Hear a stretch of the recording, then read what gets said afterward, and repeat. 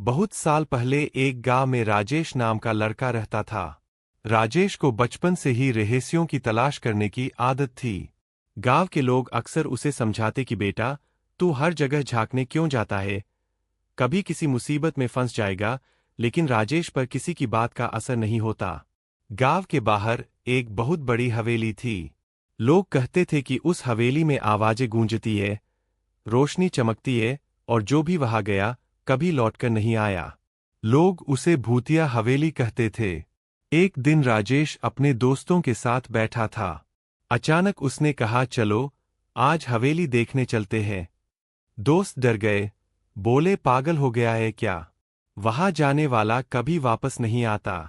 पर राजेश हंसते हुए बोला, तुम सब डरपोक हो, मैं अकेला चला जाऊंगा।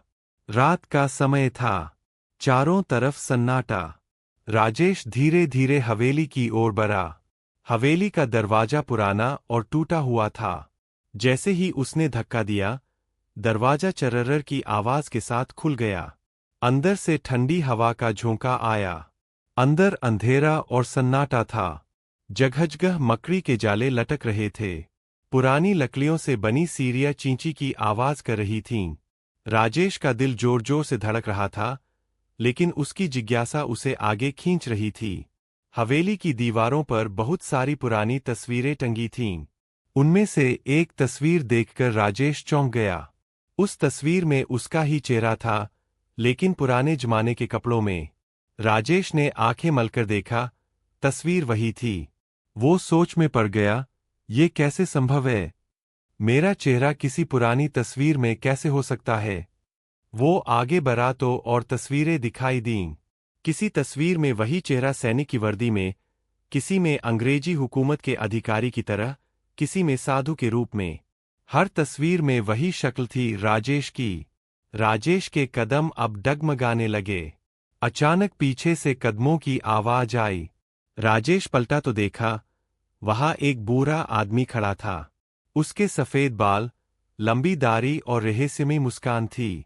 बूढ़ा धीरे से बोला, राजेश, तू आखिरकार आ ही गया। राजेश चौंक गया, आप मुझे जानते हैं? बूढ़ा हंसकर बोला, मैं तुझे हर जन्म से जानता हूं।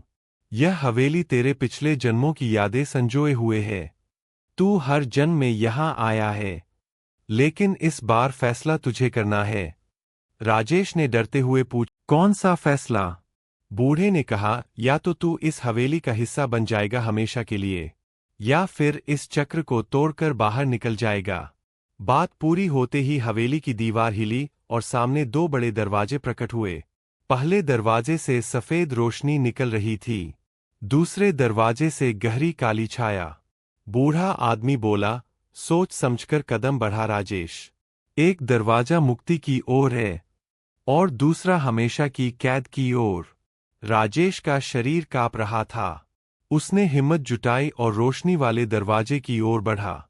जैसे ही उसने दरवाजा पार किया, अचानक चारों तरफ अंधेरा छा गया। उसे लगा जैसे वो किसी गहरे गड्ढे में गिर रहा है, और फिर वो बेहोश हो गया। जब राजेश की आंख खुली तो उसने खुद को अपने ही घर में पाया। उसके चारों ओर उसके दोस्त बैठे थे। दोस्त बोले, अरे तू यहाँ कैसे है, तू हमारे साथ ही तो था पूरी रात।